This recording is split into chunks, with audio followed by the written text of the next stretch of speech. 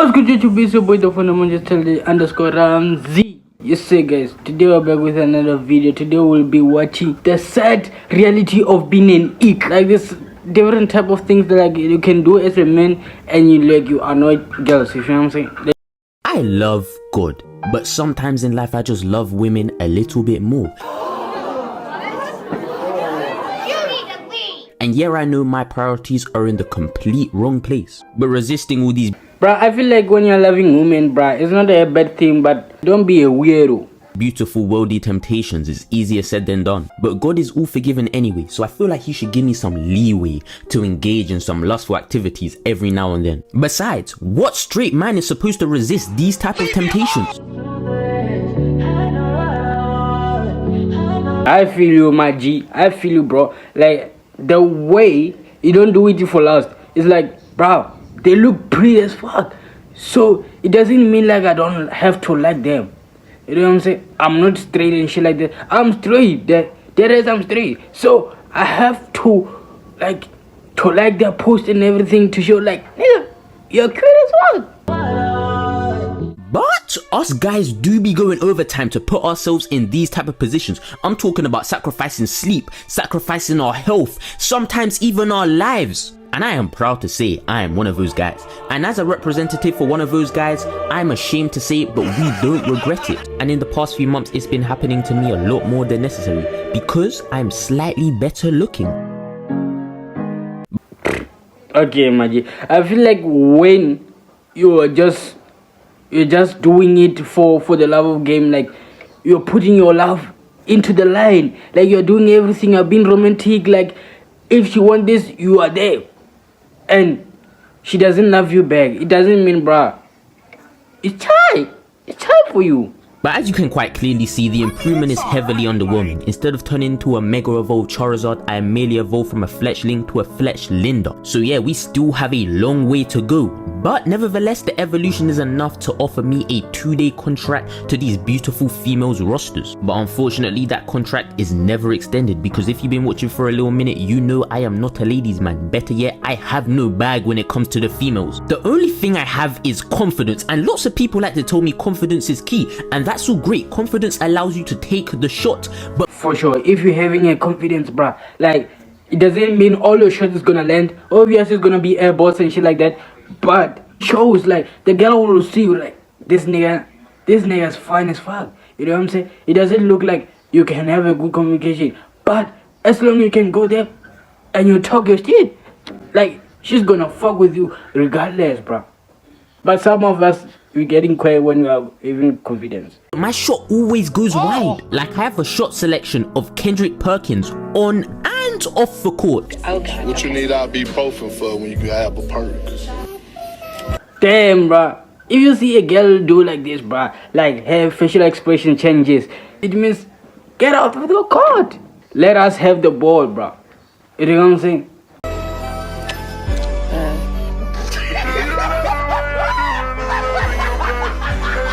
So to prevent becoming a meme for the girls GC, I do what every other guy does in this situation, and that's go to YouTube and research videos on how to text girls. And this is when nah, that's crazy, bro. If you as a man, grown as man, you go into YouTube and you ask another man about how to text a girl, nah, you are crazy. You are crazy.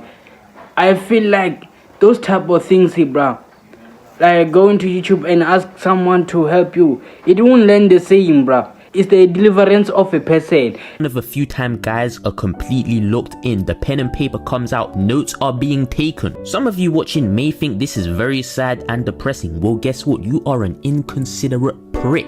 Because you know how to text girls, but you don't tell other guys how to text girls. And 9 times out of 10, these people are always ugly, but they're always talking to some fine shit because they know how to text. But it's been a couple of years since I've had to analyze those type of videos, so it's safe to say I've improved at texting. Well, at least that's what I thought from last week, because on Wednesday I must have moved to this fine piece of art on the bus. I'll be honest, at first I was nervous, my wrist was malfunctioning, doing all types of stuff. I was completely fumbling the bag.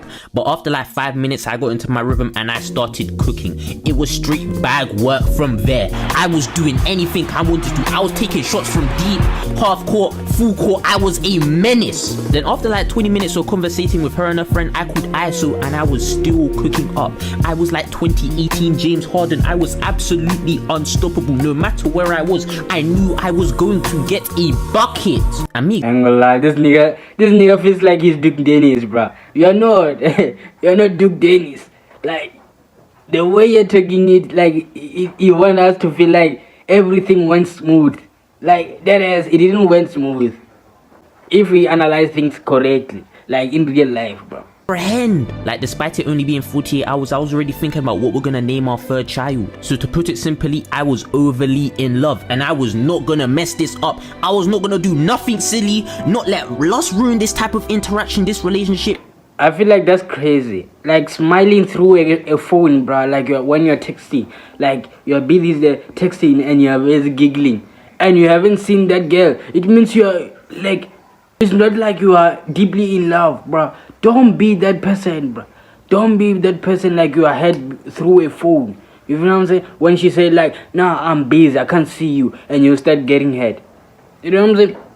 And it was not renewed. So the fantasy had to come to an end and I realized I was trapped inside a genjutsu. The feelings were not reciprocated. So for 25 hours and still counting, I was left undelivered. But the big issue is I don't know why I was left undelivered. I don't know why I was ghosted for so long. I didn't do everything wrong. When I tell you, I put my heart and soul, my energy into doing everything right. Don't get me wrong, she did kind of find out about my YouTube when we were talking on the bus.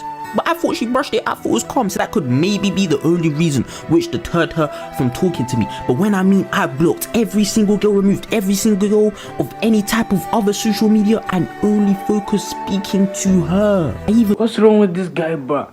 Like even your own family member, like your cousins and things like that, you block them because of a girl. Like because of someone like you haven't met. Tried to double text after I was left undelivered for 25 hours and still no response an hour later. I might even go to do triple, quadruple text. So please, someone who's an expert on female psychology, tell me what I did wrong. Did I give her the ick randomly? Like what happened? Like it's yes, that's an ick. That's really dowly cabriolet ick, bruh. Like you did too much to the point like the girl sees like, this nigga, what the fuck is this nigga doing? Like you just put a lot of effort into texting, bro. Show her like nigga, I want you. That's it. It doesn't mean like I want you. I wanna see you. That's it. Don't be to the point like you're just imagining yourself having a marriage. It's like, are you down? It's not like she passed away or something because I posted the story. She viewed my story. Still left me undelivered. Why? What did I do? I blame all the guys I know IRL that say I look good or I have potential, which prompted me to start interacting with females because this is the outcome. I'll be honest with you, if you're a male and you're not trying to gurgle my shit, please don't call me good looking, please don't call me handsome, please don't say I have potential because you're gonna boost my ego. But then a female is going to humble and humiliate. It happened today. And obviously, as you know, I've been ghosted looked by girls before and I just never really cared because it's I don't really care about a female. I just see them lustfully and just want to crack, or I have a little roster so I have other girls as well that I also want to crack and look lustfully towards, so losing one doesn't really matter. But this girl right here, this is my everything, this is all I have, this is the only one I want.